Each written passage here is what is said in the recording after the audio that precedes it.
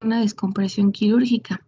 Esta va a estar indicada en los abscesos de gran tamaño o si después de 24 a 48 horas los antibióticos parenterales no, no podemos observar una mejoría. Y en los abscesos pequeños, la aspiración con aguja es una alternativa al drenaje quirúrgico con antibióticos. Es muy importante que en la angina de Ludwig, sea el tamaño que sea del absceso que nosotros estamos viendo, hay que drenarlo. Ahora bien, cuando los abscesos han sido drenados, si nosotros así lo requerimos, podemos requerir a una traqueostomía. Debemos de recordar que la angina de Ludwig es un proceso infeccioso grave que se va a extender del suelo de la boca y cuello y que puede comprometer la vida del paciente debido pues a la progresiva oclusión de la vía aérea, lo que va a traer como consecuencia el colapso de la misma. Entonces es aquí cuando vamos a utilizar la traqueotomía como tratamiento. Esta puede ser un poco difícil, ya que a veces hay un edema cervical masivo y también ya hay una distorsión de los tejidos. Y bueno, se pueden evitar técnicas quirúrgicas para asegurar la vía aérea en ese tipo de pacientes, siempre y cuando se pueda realizar una maniobra de intubación cuidadosa o avanzada a través de técnicas retrógradas. Por ejemplo, con fibras ópticas, con el paciente despierto o con el uso de equipos avanzados. Sin en cambio, algo también muy importante es el uso de esteroides, como por ejemplo la metilprednisolona, dexametasona o hidrocortisona, porque van a ayudar a disminuir el volumen y si es necesario también pues va a facilitar las maniobras invasivas. Y pues aquí también una contraindicación es que el uso de depresores o sedantes que pueden llegar a deprimir más la respiración. Y bueno, solamente le puedes dar a la siguiente, por favor. Solamente nos faltaría el caso clínico. Nosotros debemos de recordar que es una patología muy importante, realmente es una patología común, dado los accesos que se pueden provocar después de un trabajo odontológico. Y bueno, las complicaciones pueden ser potencialmente fatales. Así que puedes darle a la siguiente. Nosotros les hemos traído un caso clínico que muchísimos pacientes van a llegar así, que realmente no se ve como si fuera algo tan relevante, algo tan importante, pero que puede tener consecuencias muy serias. Tenemos una paciente femenina de 66 años de edad con antecedentes de hipertensión arterial diagnosticada hace 20 años y tratada con Captopril, una tableta y media al día. Hace 3 meses se le diagnosticó diabetes mellitus tipo 2 y es tratada con glibenclamida, media tableta diaria. También padece asma bronquial sin tratamiento intercrisis, presenta gastroduodenitis crónica y también tiene una hernia inguinal derecha desde hace varios años. Además, hace más de 5 años se le practicó una apendicectomía y una colecistectomía, ambas sin secuelas. Acude a consulta por presentar aumento del volumen del cuello, fiebre constante de 40 grados aproximadamente. Desde hace 5 días, ella comentó que seguía con el uso de antipiréticos, pero que estaba acompañada de escalofríos, decaimiento, malestar general y también presentaba insomnio. Bueno, los exámenes que se le hicieron al ingreso arrojaron una hemoglobina de 9.2 gramos sobre decilitro, leucocitos de 14.2, granulocitos del 89%, parcial de orina, albúmina ligeras y leucos de 1 a 2 por campo. En los días siguientes la sintomatología general persiste y se asocia a un aumento de volumen de la región posterior de la lengua, halitosis y enrojecimiento en la región anterior del cuello, con dolor de baja intensidad, sobre todo el movimiento del cuello. Los síntomas aumentan en intensidad hasta que presenta disfagia a los alimentos sólidos, por lo que acude nuevamente a la institución de salud.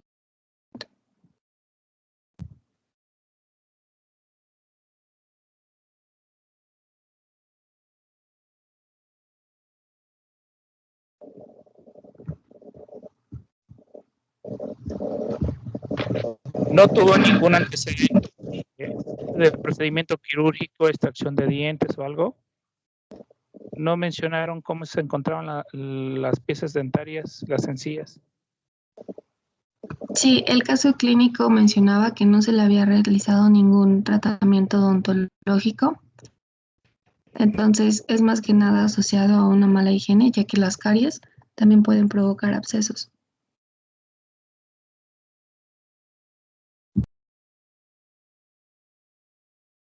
Y bueno, ¿qué pasó? ¿Le hicieron algún estudio? Me refiero a tomografía, RX de cuello.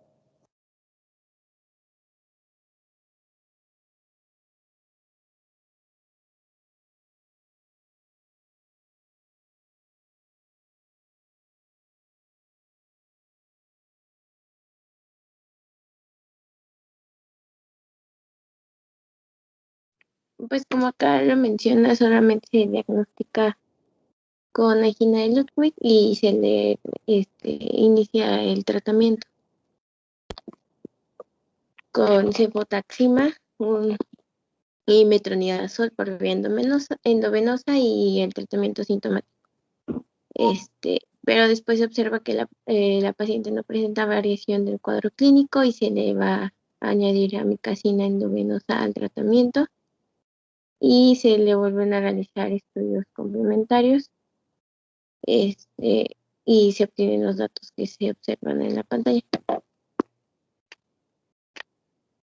Durante su estancia no presentó fiebre. Me refiero a la estancia intrahospitalaria.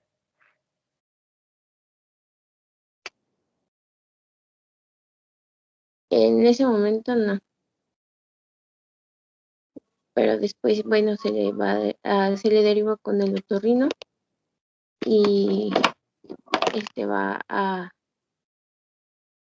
continuar con el tratamiento antibiótico y se le atribuye el cuadro a la sepsis dentaria que se encuentra al examen físico, como lo mencionó antes, hace ratito mi compañero. No, ya ¿Tienen las aquí imágenes tomográficas? No, el caso no de donde las sacamos no las traía. Solo aparece pues ya y cómo se encontraba, como acá menciona, al ultrasonido y a la tomografía, que se le ve un aumento de la piel y el tejido subcutáneo a nivel del cuello en región anterior y superior, y se observa tumoración hipotensa mal definida, heterogénea, con vascularización periférica, no hay presencia de adenopatía, la tiroides está de tamaño normal y se le concluye como una celulitis de la base de la lengua. Y en la TAC se va a ver una masa hipodensa de bordes no definidos que están afectando a los músculos miloioideos y ocupa la región submaxilar y sublingual. Estos no se veían, bueno, no tenían las imágenes, solamente tenían los datos que se observaron. ¿Cómo evolucionó? Bueno, a los 3 días la paciente no presentaba variación del cuadro clínico y se le decide realizar un perfil glicémico para corregir, bueno, y se ve que hay hiperglicemia, entonces se le corrige. Transcurridas las 24 horas, ahora sí la fiebre pero antes no mencionó que había fiebre, solo hasta después. Y se le va a indicar un perfil glicérico con los siguientes resultados, que son los que se observan en la pantalla. Y aquí ya la paciente refiere sentirse mejor y ya se puede observar un estado de una recuperación del estado. Ya después, pasadas 48 horas, la paciente ya no presenta fiebre, hay mejoría clínica y ya puede ingerir alimentos sólidos sin presentar disfagia. Se le vuelve a realizar un hemograma con los resultados que se muestran y ya posteriormente la paciente no presenta ninguna complicación y se egresa transcurridos 7 días. Bueno, el caso que presenta su compañera es un caso de, pues sí, de angina de Ludwig, muy leve, muy tranquilo. Afortunadamente no hubo necesidad de hacer fasciotomías o algún otro tipo de procedimiento, solamente con el manejo médico y el control glicémico mejoró la paciente, pero hay pacientes que definitivamente tenemos a veces colecciones que si no se drenan, ya sea en el espacio sublingual, submaxilar, submentoniano, parafaringio, retrofaringio, si no se drenan, los pacientes no ceden. Lo que tenemos que hacer con las fasciotomías o con los drenajes es evitar que la colección disemine y siga caminando sobre las fases. Te digo, el caso que pues tú presentas es un cuadro muy leve en el cual pues remitió con el cuadro, con el tratamiento médico. ¿Alguna pregunta, chicos? Doctor, ¿como hasta qué punto podríamos saber que el paciente requiere manejo farmacológico y no quirúrgico? Cuando tenemos colecciones, sobre todo sublinguales, encontramos solamente edema orofaríngeo y no tenemos colecciones submaxilares o submandibulares o parafaringias, pueden ceder con tratamiento médico. Como en este caso, la paciente realmente el descontrol metabólico favoreció y condicionó que empezara con el problema infeccioso. En este caso, controlando el problema metabólico y dando antibióticos, cede. La mayoría de las veces nosotros no utilizamos ese esquema que lo hizo el servicio de otorrino. Normalmente utilizamos ampicilina surfactán de 3 o 4 gramos cada 6 horas, imipenen, meropenen, ectapenen, vancomicina y combinado con clindamicina para contrarrestar la prueba para tipo de anaerobios. Por eso te digo que en este caso fue un caso muy leve, muy clínico. Normalmente tenemos 48 horas para que veamos la evolución del paciente y que tengamos nosotros resolución del mismo. Si en 48 horas tu paciente empeora, entonces lo tenemos que someter. Obviamente tenemos que tener tomografía. Si tomográficamente no vemos presencia de aire, solamente presencia de edema orofaríngeo, edema a nivel del espacio sublingual, pues va a ser con el tratamiento médico. Gracias, doctor. ¿Alguna otra pregunta, chicos?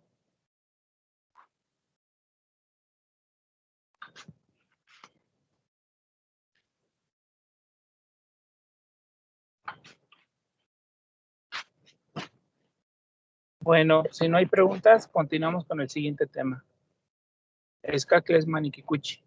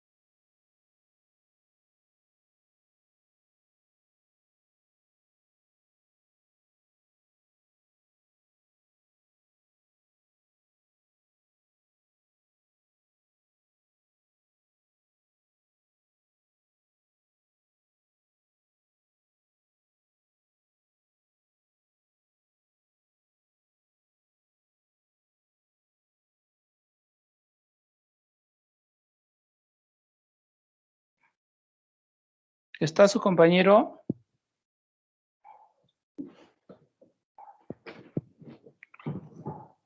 Hola, hola. Meli, ¿no sabes si está el compañero que le toca acá, que es Manikikuchi?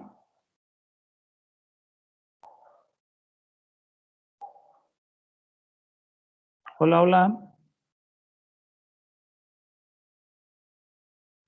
Creo que no está, Doc. ¿Quién es el siguiente tema de Kikuchi, de Kakles Manikikuchi?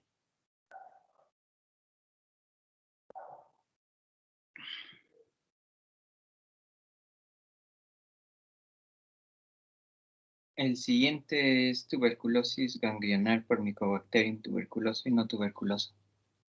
¿Está el compañero que le toca?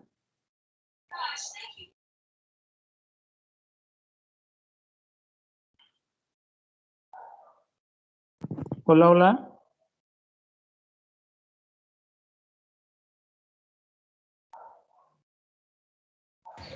Sí, doctor, buenos días. Hola, Presenta. buen día.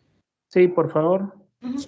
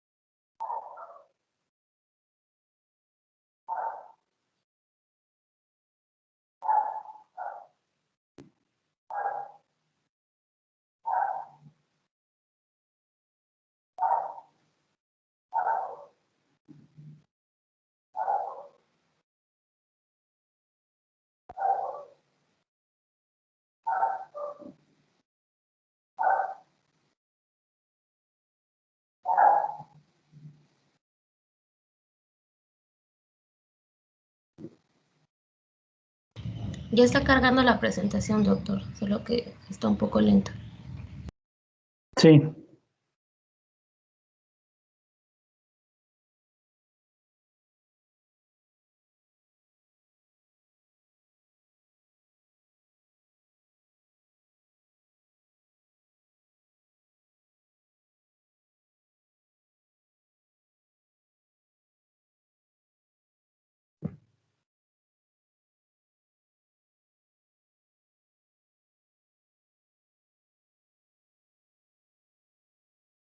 Ya se ve, Vane, gracias. Bueno, buenos días, compañeros. Doctor, el día de hoy les vamos a exponer el tema de tuberculosis ganglionar. Siguiente, por favor. Ok, podemos definir como tal la tuberculosis como una enfermedad infecciosa que es de distribución mundial. Como sabemos, es causada por Mycobacterium tuberculosis, que es un bacilo gram positivo. Se considera anaerobio resistente y este ingresa generalmente por el aparato respiratorio, aunque también puede ingresar por el tracto gastrointestinal, pero esto es con menos frecuencia. Siguiente, por favor.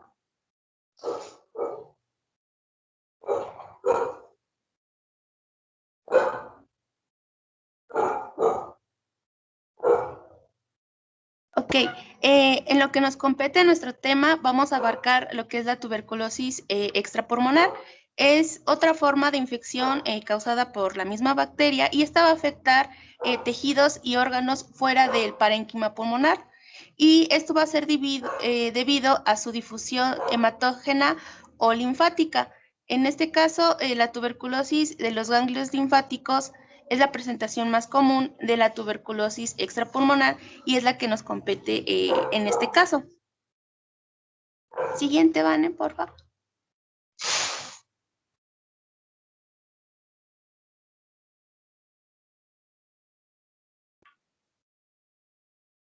Bueno, podemos encontrar tres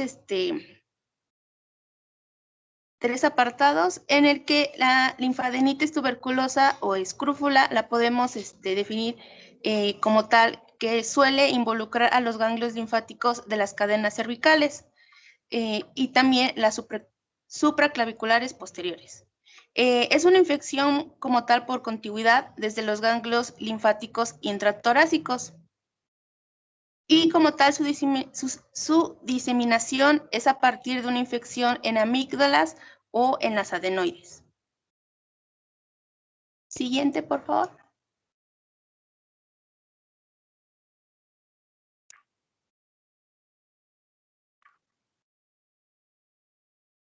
Bueno, como tal, vamos a encontrar que va a iniciar la infección en el pulmón, que es el foco inicial. De ahí va a migrar a los ganglios iliares. De ahí va a continuar hacia los ganglios del mediastino superior, para después continuar a los ganglios supraclaviculares y va a llegar a los ganglios cervicales, donde vamos a presentar como tal la patología. Siguiente, por favor. Bueno, ¿cuál es su epidemiología? Como tal, varía según el grado de desarrollo de cada país. Como sabemos, esto va a determinar cuál sea su grado de control acerca de la tuberculosis, dependiendo el país del cual nos refiramos. Como tal, en México se estima que hay una tasa de 20 casos por cada 100,000 habitantes. Como tal, también sabemos que la epidemiología varía y se ve relacionada con el grado de desarrollo de cada país. Siguiente, por favor. Bueno, entre los factores de riesgo que podemos encontrar es que nos encontramos en una zona endémica. También se ha visto relacionada esta infección al grado de desarrollo. Entonces, como tal, una comunidad o un país que representa o que tiene un grado de pobreza se ve más afectado por esta enfermedad. Y igual el hacinamiento es un factor muy importante, la convivencia con pacientes tosedores crónicos e igual la inmunosupresión. Siguiente, por favor. Ok, bueno, ya se dio una pequeña introducción de la diseminación, básicamente de la patogenia. Nosotros no nos vamos a meter mucho a lo que corresponde a la tuberculosis pulmonar, porque en este caso estamos hablando de un extrapulmonar. Bueno, en primer lugar, pues se produce un foco de alveolitis exudativa, esto a nivel de los pulmones, y los macrófagos eliminan un determinado número de micobacterias. Y bueno, y si la invasión no es masiva, pues muchas veces se queda en esa fase local y vamos a ver radiológicamente estos, por ejemplo, si se produce una calcificación, lo podemos observar, pero pues en los pacientes con un estado inmunológico adecuado, permíteme tantito.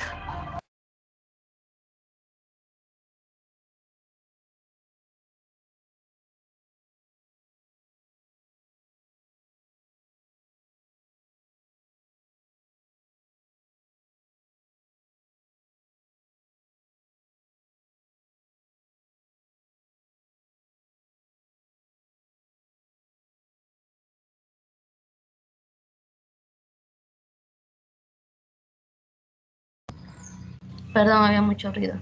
Bueno, cuando la infección pasa de esta fase local, ya sea por factores como los que mencionó la compañera de riesgo en mi paciente o en pacientes con tuberculosis pulmonar crónica, muchas veces la infección se va a propagar por las vías linfáticas intrapulmonares y estos pueden llegar hasta los ganglios, en este caso los regionales, los paratraqueales o los mediastínicos, y pueden llegar incluso hasta un lugar al llamado complejo bipolar o foco pulmonar y adenopatías. Estos pueden ir acompañados. En estas fases crónicas de la enfermedad es habitual que se produzcan pequeñas diseminaciones bacilares, esto por vía hematógena a los segmentos apicales, ya sean pulmonares, a los riñones, al hígado, a los huesos, que por lo general se encuentran localmente y pues no tienen trascendencia clínica alguna. Sin embargo, en muchas veces la infección se puede poner en marcha y esto tiene que ver mucho a una respuesta inmunológica desencadenada por los antígenos de las micobacterias. Estos van a ser reconocidos se liberan y pues bueno, puede haber una diseminación como tal. Aquí, pues básicamente nos quedamos que es una tuberculosis extrapulmonar, hay diseminación linfática o hematógena, hay una hiperreacción de los ganglios linfáticos.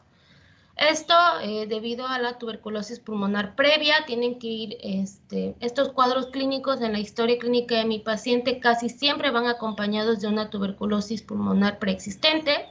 Hay una diseminación del bacilo a los ganglios linfáticos, principalmente cervicales, esto desde el parénquima pulmonar, bueno, ya se los había comentado. Algunas rutas alternativas pueden ser las amígdalas y las adenoides, pero casi siempre se van a presentar los ganglios linfáticos. Vemos que la tuberculosis pulmonar ha tenido un aumento, esto relacionado a enfermedades infectocontagiosas como el VIH, en personas que presentan SIDA, pero vemos otros puntos importantes. De hecho, en México aún no se ha erradicado, somos zona endémica, entonces es muy habitual ver estos casos en personas con edades avanzadas, en ancianitos, personas que tienen otras comorbilidades, malnutrición, que esto es muy común. Y bueno, la localización, lo más importante de la tuberculosis ganglionar, pues es que es la más común de las tuberculosis extrapulmonares. La primera siempre se va a mencionar que es la ganglionar, y bueno, aquí dice que se asocia mucho a personas que tienen VIH. Otras menos comunes, pero que también se pueden presentar en los pacientes, en los casos de tuberculosis extrapulmonar, pues la genitourinaria, la meningia, la ósea, la articular, pero de todas estas, por lo que mencioné anteriormente, pues es la ganglionar como la primera que se puede presentar en mi paciente. Independientemente, al momento que ese rato que mencionaron 3 puntos importantes, como la escrúpula, pues bueno, son casos ya de tuberculosis cutánea que también pueden verse ligada a este tipo de afección a nivel de los ganglios, a nivel a los ganglios cervicales.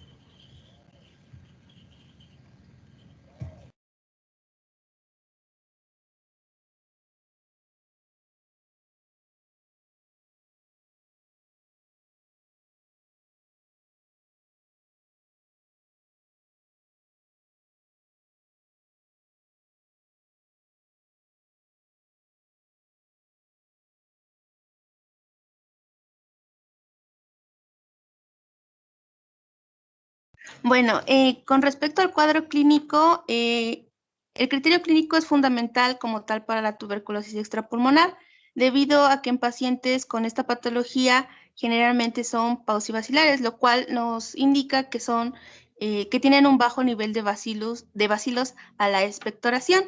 Posteriormente nos van a explicar bien cuál sería el diagnóstico y vamos a abarcar más acerca de esto. Siguiente, Vane, por favor.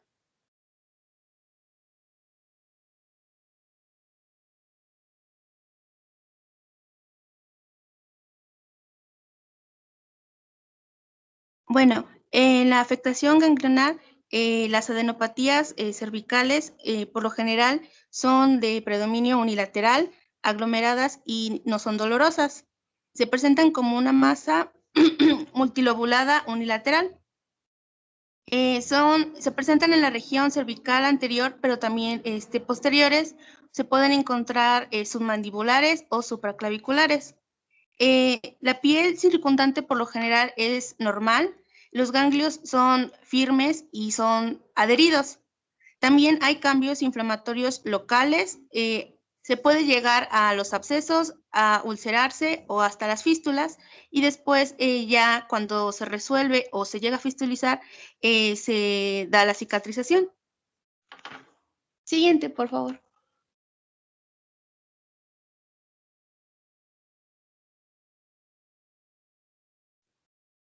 Cuando la afectación ganglionar ya es un poco más grave, puede haber compresión de las estructuras vecinas. Como tal, se va a presentar por esto una disfagia.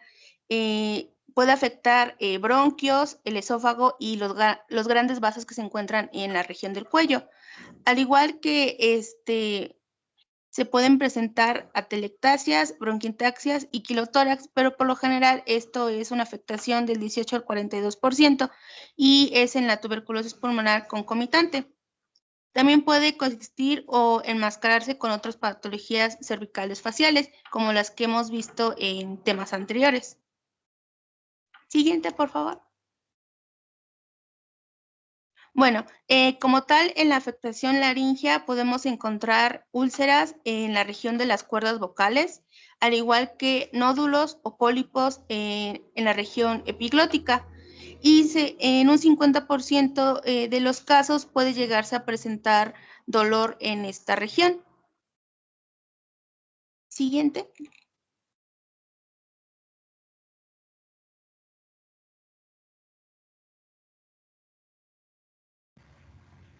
Pueden haber síntomas acompañados a estas adenopatías, no siempre. Esto se va a ver más ligado, por ejemplo, a los niños, en quienes esta presentación clínica de tuberculosis extrapulmonar puede estar presente un poco más que en las personas adultas. Los niños pueden presentar en ocasiones fiebres. Está mayormente ligada a niños con inmunocompromiso importante. Estamos hablando de niños con desnutrición o con alguna otra enfermedad que comprometa su sistema inmunológico.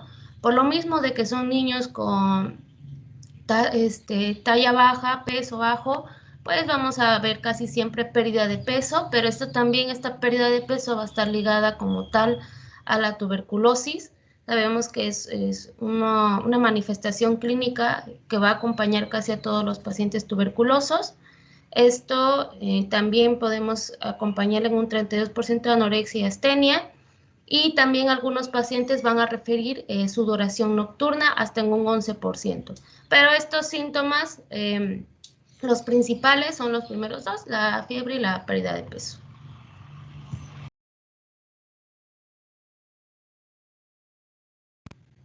Dentro del diagnóstico, lo principal, aquí estamos viendo una imagen de una muy característica, pues es el estudio microbiológico. Como se mencionó al inicio de la presentación, muchas veces estos pacientes, al tratarse de una tuberculosis extrapulmonar, ya pasaron el cuadro pulmonar primario. Entonces es muy raro que yo en la expectoración, o tal vez va a ser un poco más difícil que yo encuentre los bacilos.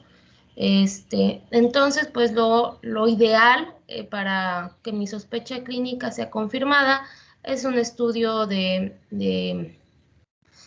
punción, un aspirado con aguja fina. Esto pues a través de las fístulas que presente mi paciente. Por ejemplo, aquí tenemos una muy característica y otra que ya cicatrizó, posiblemente se ulceró y ya se cicatrizó. Vemos otra que está como activa.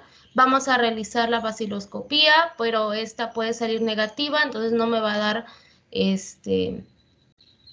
un estudio confirmatorio. El cultivo, que es lo ideal ya de la aspiración que obtengamos. Si tenemos a la mano, pues realizamos PCR. Y pues ya si es preciso, llegamos a la biopsia del tejido afectado, y si la PAF es negativa, incluso todavía no podemos descartar el cuadro clínico. Pues el gold estándar sigue siendo el cultivo de la aspiración que obtengamos de estos nódulos. Estos al 50% de los casos se observa VAR y los cultivos positivos, pero como se menciona aquí en la presentación, lo ideal es que nosotros realicemos un cultivo. Lo demás, al tratarse de cuadros crónicos, puede que no estén presentes los bacilos y nada más sea una reacción inmunológica. Podemos encontrar negativos estos estudios, entonces lo ideal es que yo cultive como tal. Entonces eso me daría un diagnóstico confirmatorio de mi paciente. Ya en caso de sospecha clínica, pero pues aquí la historia también tiene mucho que ver. Tendría yo que preguntarle a mi paciente, realizar radiografías para ver cómo está el estado de sus pulmones, ver desde qué tiempo se presentaron estos nódulos. Muchas veces ya el paciente va a referir tal vez que tuvo tos algún tiempo, tal vez su cuadro pulmonar fue muy crónico, y esto nosotros pues lo podemos valorar en clínica. Y pues ya, ¿no? Esto va acompañado para que yo sospeche de que pueda tratarse de una tuberculosis extrapulmonar.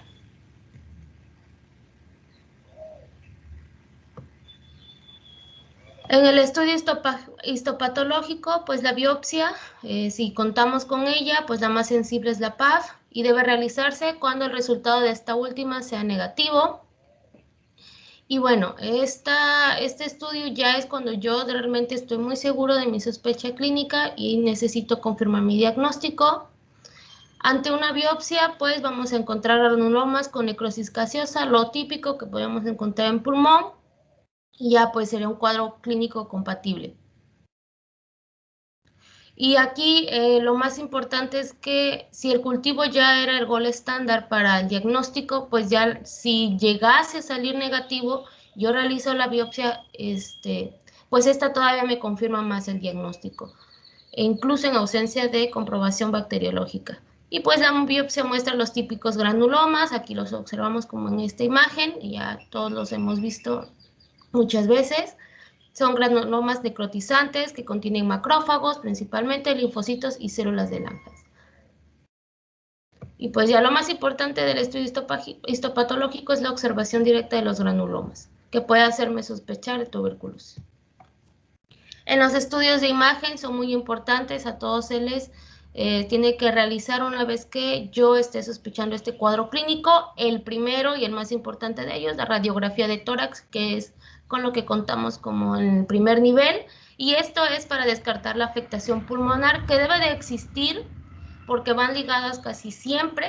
Es muy raro que no haya presentado mi paciente una afectación en el pulmón anteriormente, entonces es como lo ideal que yo ligue con esto mi cuadro clínico de tuberculosis extrapulmonar. Si contamos con ecografía, pues vamos a poder realizarla, que observaríamos los nódulos hipoicoicos con un patrón heterogéneo, y lo más importante de la patología, pues la necrosis central. También puede ir acompañado de edema del tejido blando perilesional. Entonces, ¿qué observaríamos? Patrón heterogéneo, necrosis central y edema del tejido blando. Si ya pues tenemos muchos recursos a la mano y podemos realizar estos estudios, pues la resonancia magnética puede ser de ayuda en la evaluación de la afectación locorregional, pero pues antes de llegar a estos estudios, tanto la tomografía como la resonancia, pues que optaría yo por realizar pues un cultivo de las lesiones, y en casos un poco más extremos, pues la biopsia, pero en lo personal y según lo que he leído, pues casi siempre va de la mano la ecografía y la radiografía, que son los estudios con los que se cuentan en el primer nivel de atención. La tomografía, pues para conocer la disposición y grado de la afectación tisular y anatómica de la región, para ver también si cuento con daño laringio en que yo no pueda observar en clínica, y todos estos estudios se van a complementar para que yo pueda realizar un diagnóstico correcto. Entonces, básicamente para el diagnóstico tengo 3 puntos importantes, que es mi historia clínica, y aquí para observar el antecedente de si se contó con un foco primario, en este caso pulmonar, qué tiempo tiene mi paciente con estas lesiones, si son dolorosas o no, eso lo vimos en el cuadro clínico. Lo importante de esto es que muchas veces el paciente no le molestan, pero pues pueden presentarse varias, y a veces incluso hasta por estética pueden asistir al médico, no necesariamente porque esto les impida llevar una vida normal, o también porque son demasiado grandes y puede haber tipo cierta de obstrucción, pero solamente en estos casos a veces los pacientes suelen ir a recibir atención médica. Entonces, dentro del diagnóstico, pues la historia clínica es como la base de todo. De allí, pues dentro de los estudios de imagen, la radiografía de tórax y la ecografía, que son las que podemos realizar. Y por último, pues el cultivo de las lesiones ante mi sospecha y para confirmar el diagnóstico. Y ya si cuento yo con el estudio de realizar una biopsia, en caso de que mi cultivo saliera negativo o la baciloscopia saliera negativa.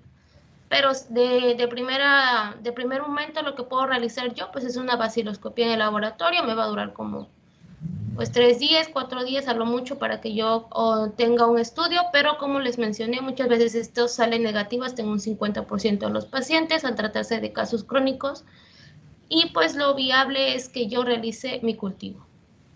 Vane.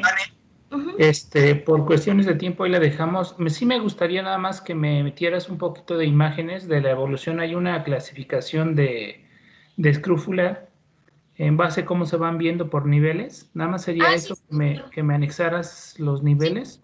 Sí, doctor. Y Sí. que me hablaras un poquito acerca de los anticuerpos IgRO para que como diagnóstico, Ok, sobre doctor, todo en los de Mycobacterium non tuberculoso. Ujú. Y ya no mañana complementamos, ¿sale? Sí, doctor. Sí. Nos vemos nos vemos mañana, yo tengo cirugía. Nos vemos el día lunes, por favor. Sí, doctor. Vayan diciendo al Hasta luego. compañero de Kaklesman y Kikuchi que su tema, por favor. Que tenga buen día, doctor. Sí, Sí, doctor. Hasta luego. buen día. Bye.